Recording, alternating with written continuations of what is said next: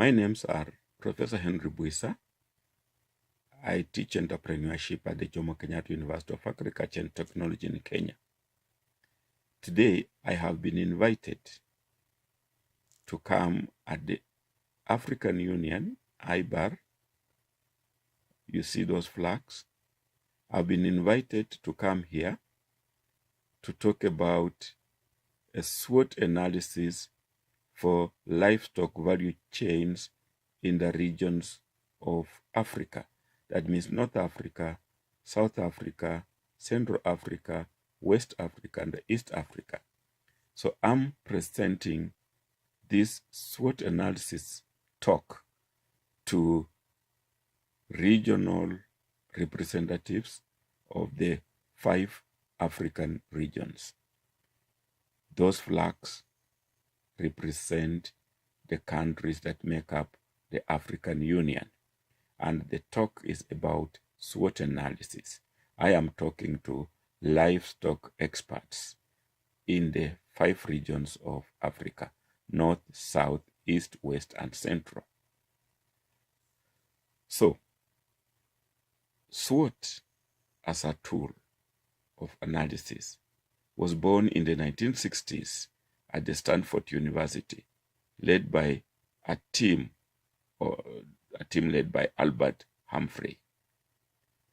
It is today about the most commonly used strategic planning tool. Indeed, almost every strategic plan uses SWOT.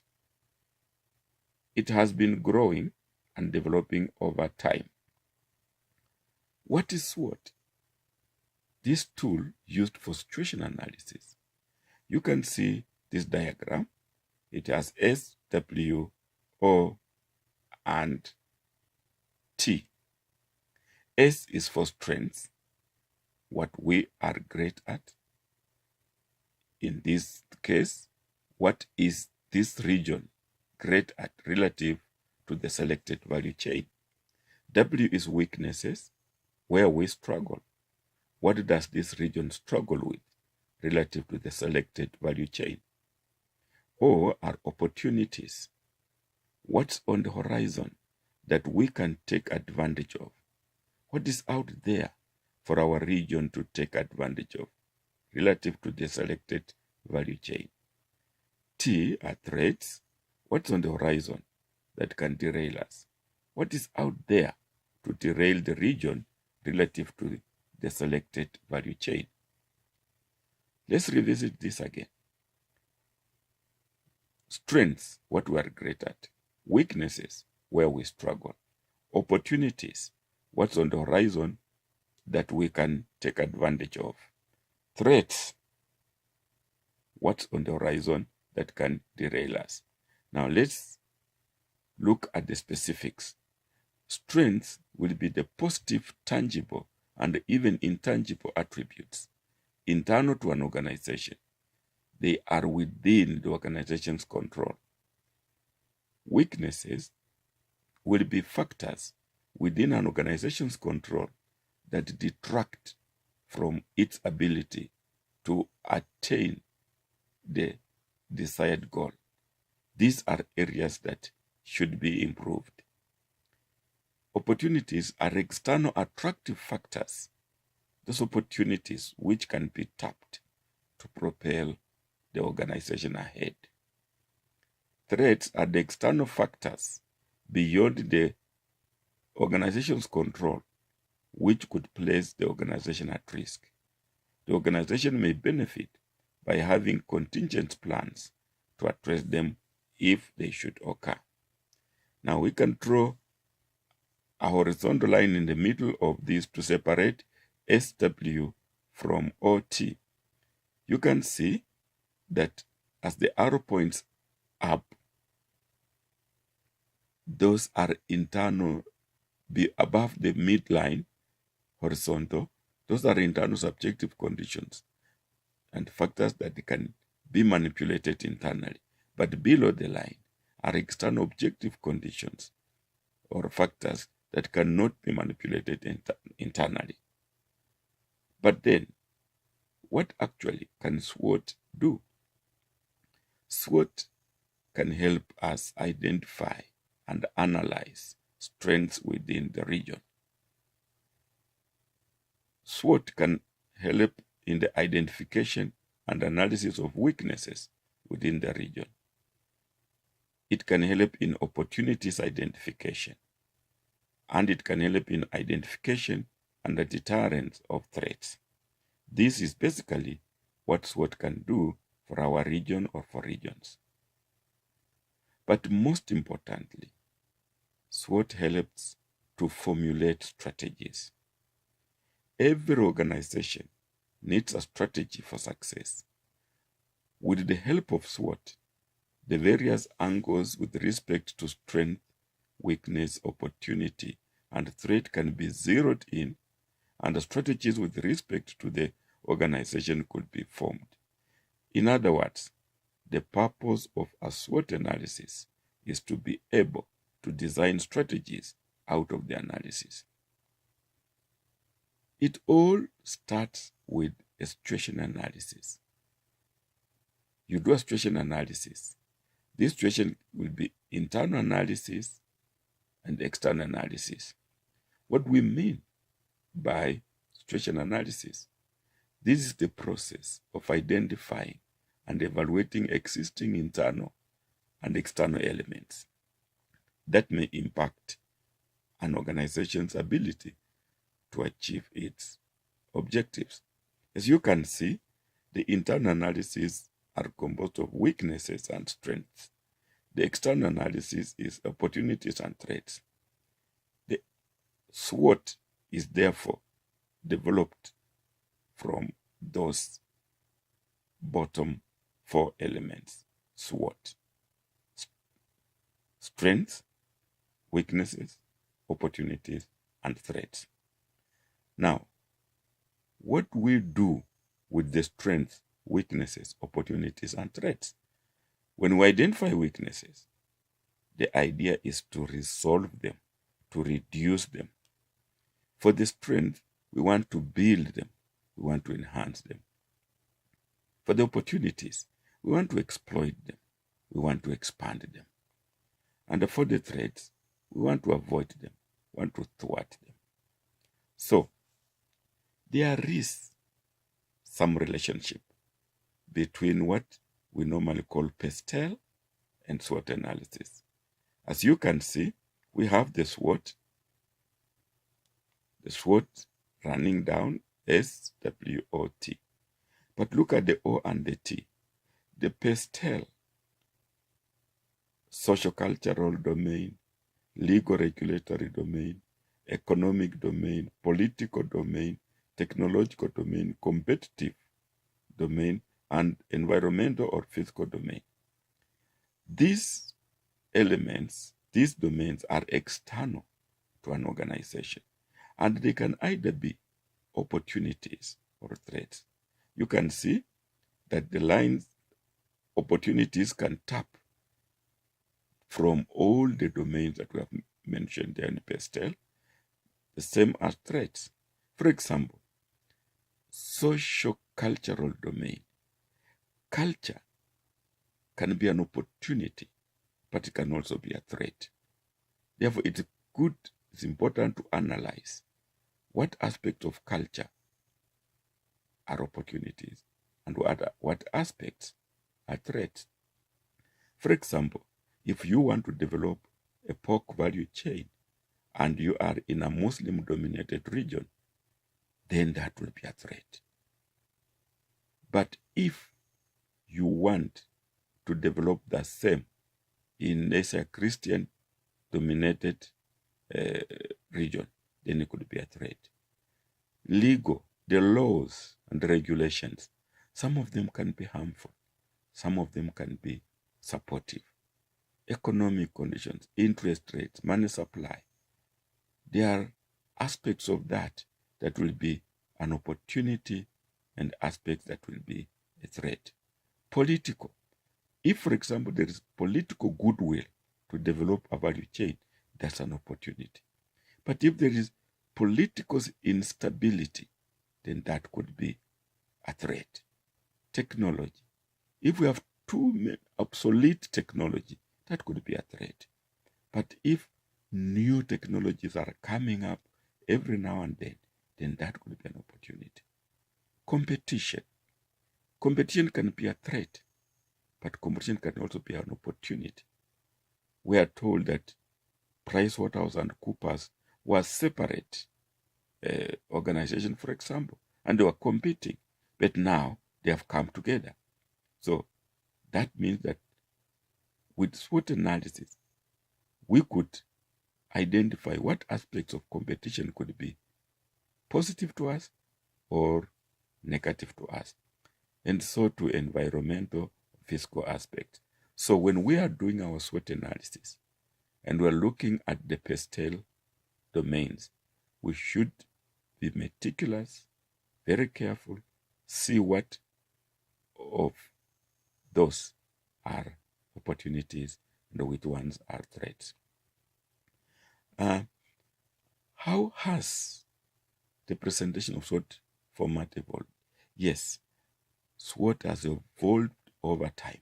Look at the 1960s. We could just write columns. S, column 1, W to column 2, O, column 3, T, column 4, and we just list, and that's it. Then we could look at the development from those columns. Look at that blackboard where we have just like a cross, and there are strengths, weaknesses, opportunities, and threats.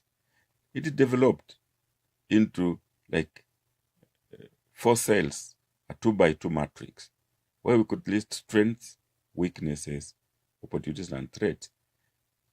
It developed after the 1970s.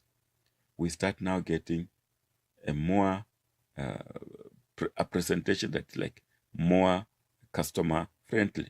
We have the positive, we have the negative, external, internal. But I want to say that these formats are deficient in matters of strategy formulation. They do not help us much to formulate strategies.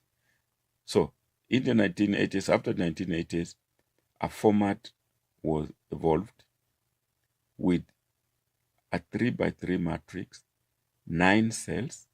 You can see the first row, strengths and weaknesses, the first column, opportunities and threats, and in between them, the intersection of strength and opportunities, we have what we call the SO strategies.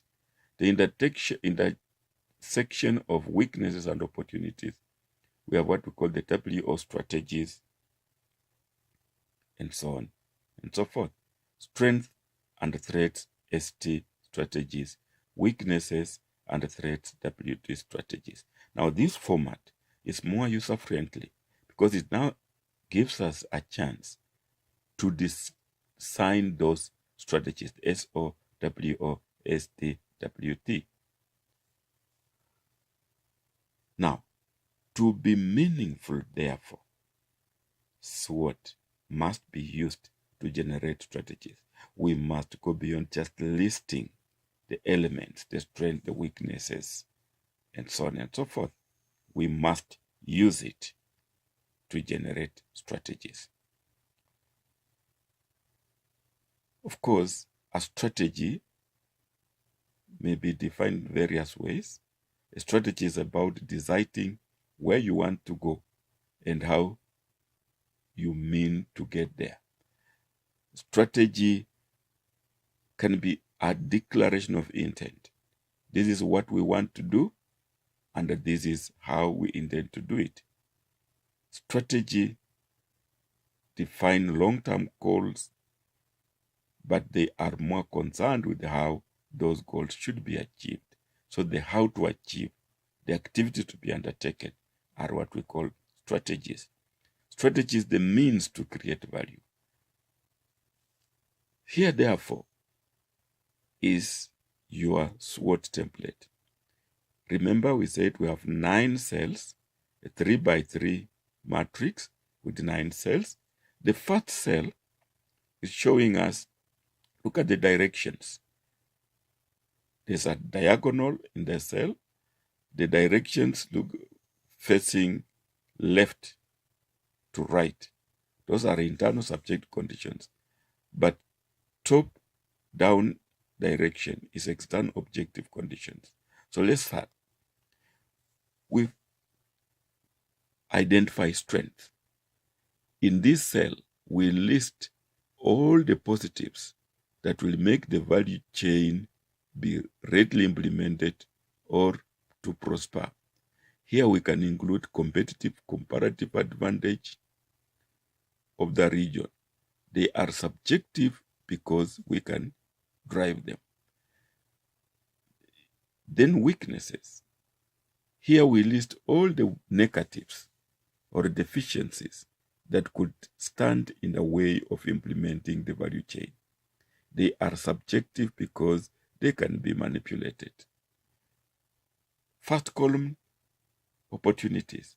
Here we list all the external favorable conditions that may work in favor of implementing the value chain. Here we can include positive stakeholders, donors, institutions, etc., etc. Threats. Here we list all the external roadblocks that may stand in the value chain implementation. We can include the natural and non-natural threats. Having done this, you can see now the white part of this diagram is hiding 4 different strategies. We start with the intersection between weaknesses and opportunities, and we call this opportunity weakness or mini-max strategies. We're saying mini-maxi because we want to minimize all the weaknesses to take advantage of the opportunities. So we ask ourselves the question, how can strength and opportunities be utilized to eliminate or minimize the weaknesses? This is like a transformation strategy. How can we transform from our weaknesses and tap the opportunities using the strength? Then here we have the intersection of strength and opportunities. We call it opportunity strength or max-maxi strategies. Max-maxi because we want to employ our strength to the maximum so that we can take maximum advantage of the opportunities. So we ask ourselves, what can we do with strengths to tap opportunities and address weaknesses? We go on the offensive. These are offensive strategies. Sometimes we call them the low-hanging fruits. We have the strength, the other opportunities. For heaven's sake, let's go on the offensive. Then we have the strength and the threats intersection. We call them threat strength or max-mini strategies. We want to use our strength to the maximum so that we cope with the threats. We minimize the effects of the threats. We ask ourselves the question, how can we use strengths and opportunities to cope with the threats? This is neutralization strategy. We want to neutralize the effects of the threats. And finally, we have the intersection of weakness and threat. Let's call it threat weakness or mini strategy. We want to minimize weaknesses and also minimize the threats. So we ask ourselves the question, how can we defend ourselves from weaknesses and threats? These are like defensive, survival strategies. So this is a SWOT analysis template. Now, using SWOT analysis, I want to repeat, there is no point producing a SWOT analysis unless it is actioned. SWOT analysis should be more than a list. It is an analytical technique to support strategic decisions. Strategy should be devised around the strengths and opportunities. So the key words in SWOT analysis become to match and to convert. There we are. We match strengths with opportunities, but convert weaknesses into strengths. That should be our aim. We do SWOT analysis, we get our strengths, we get our opportunities, we want to match those and see what strategies, what activities can we develop from that matching. We want to convert the weaknesses. If there is a weakness, we want to convert it into a strength. So the main aim, again, of SWOT analysis, turn our weaknesses into strengths, threats into opportunities, match internal strength with external opportunities. The outcome should be an increase in value. It is value for customers and improve competitive advantage. So the main purpose is to add value. You can see those diagrams. We are saying transform. The top diagram is showing us transform the weaknesses into strength, transform the threats into opportunities, and match the strength. You see the red arrows are showing us whatever we do, at the end, we want value added. We want strategies that add value to our well-being. So, I attempted a mini SWOT analysis for the dairy production and marketing in Kenya. I looked around, analyzed documents, talked to people, stakeholders, and I identified a number of strengths. But for the purpose of this talk, I came up with only 5. That Kenya has a favorable production conditions for the dairy. It has potential for local feeds. It has availability of breeding stock. It has established private and public vet services delivery system, and it has large processing capacity. These are positive. These are a strength. They are under the control of Kenya, can manipulate it. Weaknesses. There is limited farmer technological know-how. There is poor access to support services. There is low women participation in the dairy industry. The products are perishable, and there is low adoption of technologies and innovations. The farmers don't, like particularly the rural farmers, they don't adopt very fast. What opportunities did I find? There is expanding external markets, demand. That's an opportunity that should be taken advantage of. There is improvements in technology. Technology is improving day in, day out. That's an advantage that we can take. There is strong research system within and without. There is expanding financial services. There is political support and goodwill. But as for threats, there is high cost of feed and services, particularly imported. There is changing climate patterns. There is increasingly scarce land. Diseases and pests are a threat. Increasing competition from the East African community in terms of Kenya and developed country imports. So armed with these strength, weakness, opportunities, and threats, I went out now to look for possible strategies, possible activities that we can undertake. Let's start with the offensive, the low-hanging fruits. Look at strength 4, combined with opportunity 1. There is established private and public vet services delivery system, and opportunity 1, there's expanding markets. This tells us that we should establish regional markets. We can use those strengths to tap into the expanding markets. Look at S5, large processing capacity, opportunity 4 and 5, expanding financial services and the political support. We form lobby groups to lobby governments for expansion and infrastructure development. Look at strength 3, availability of breeding stock, and opportunity 3, strong research system.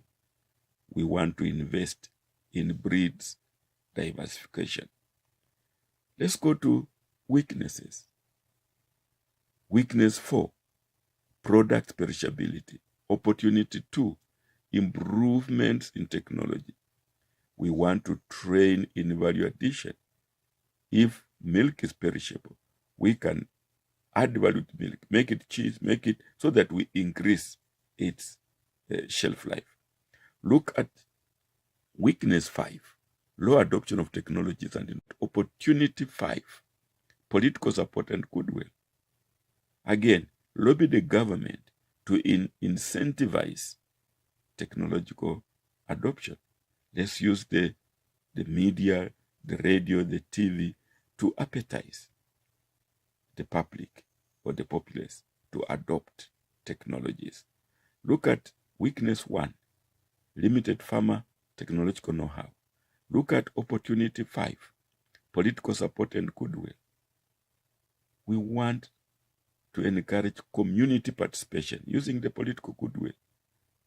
Politicians can go around. We can ask them, write policy briefs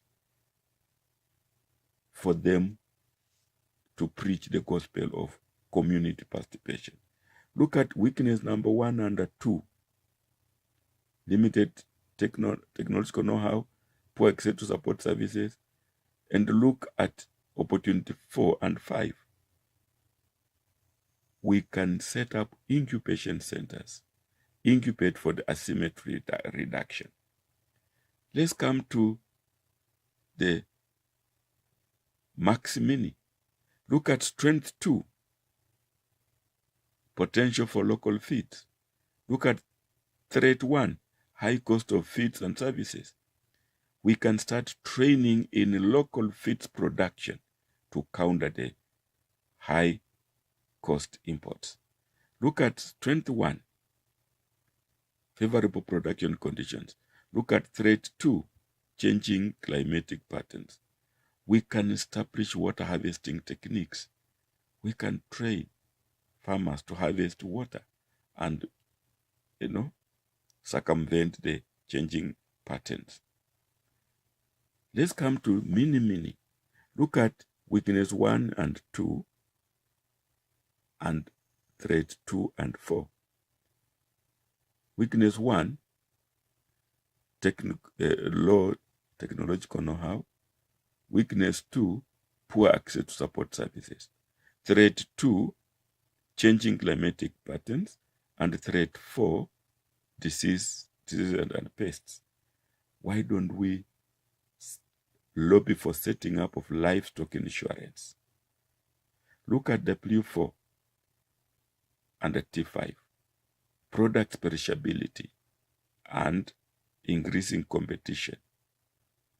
Why don't we invest in diverse value addition training? Look at W3, low women participation, and threat 3, increasingly scarce land. We can train, can incubate women in products utilization, even in vertical farming. Notice that every strength, S1 up to 5, has been used in this SWOT analysis. Every weakness, 1 up to 5, has been used in this exercise. And so have been opportunities and threats. And this is the objective of SWOT analysis. You don't mention weaknesses and then you leave them. Every weakness is taken care of. Every threat is taken care of. And this is how SWOT analysis should be done, and not just listing the elements. Well, There could be another way of looking at SWOT. As you can see in this diagram, the first row, positive, helpful to achieving the goal, those are strengths and opportunities. Column 2, or the last column, negative, harmful, risks to achieve the goal, those are weakness and threats. But looking at column 1, the internal origin, factors of the organization, strengths and weaknesses. External origin, facts and factors of the environment in which the organization operates, opportunities and threats. So we go back with strengths are things that are good now. We want to maintain them, build on them, and use as a leverage. Weaknesses are things that are bad now. We want to remedy, to change or stop them. Opportunities are things that are good for the future. We want to prioritize them, capture them, build on them, and optimize them. Threats are things that are bad for the future. Put in plans to manage them or counter them. I want to say this is the end of my talk. Asante sana. Let me clap for you for having listened to me. I do livestock. I am a poultry farmer.